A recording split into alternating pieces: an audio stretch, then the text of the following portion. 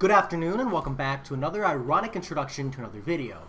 Today I am working through Path 3 of Abyss of Legends. I do plan on streaming a bit, but just because I couldn't set aside like 10 to 12 hours consecutively, I've been doing Abyss here or there, a little bit, half an hour, 45 minutes at a time.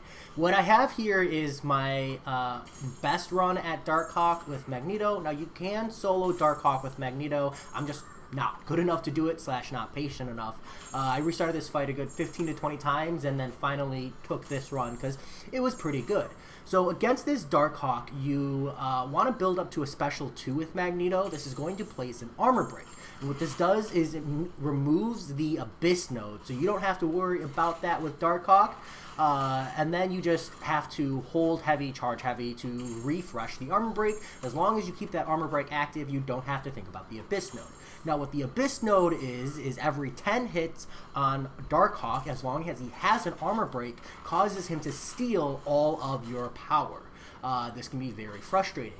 But once you've nullified this node by placing an armor break on him, thus removing the armor up, you can take the fight from a heal reversal perspective. So Magneto has 100% regeneration reduction. If you run Despair plus the armor break plus the magnetism gives you minor heal reversal.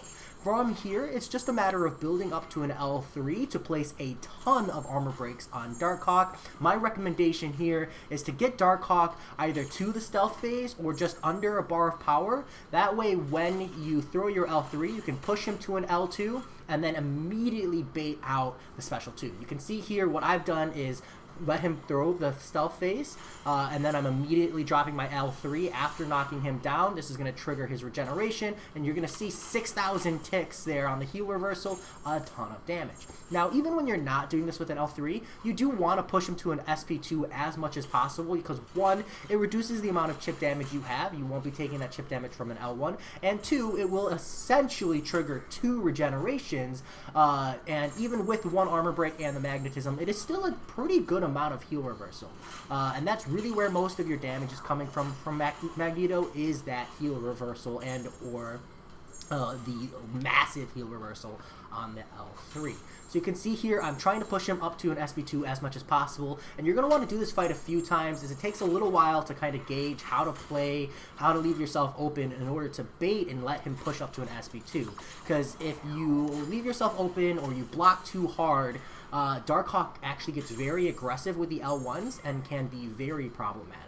So you can see here what I'm doing is pushing him to just a little bit under 1.5. I drop the L3. This is going to put him up to a special 2, which is going to be really good for me. I'll have a short window to bait out the stealth, the SP2.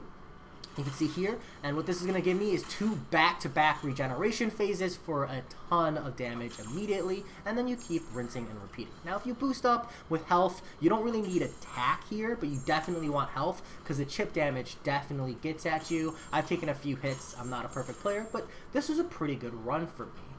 You can see here I get almost 50% of his health. I think I get 48% at the end of this fight, and that's a pretty good amount. Even without the large number of armor breaks from the L3, just pushing him into an SP2 and then knocking him down, the small heal reversal damage is really, really good. You see the L1 is where the chip damage comes from, and the SP2 is something you can actually punish with a heavy. Not the best run, and something you can solo. I just didn't. But that is how you do the fight with Magneto.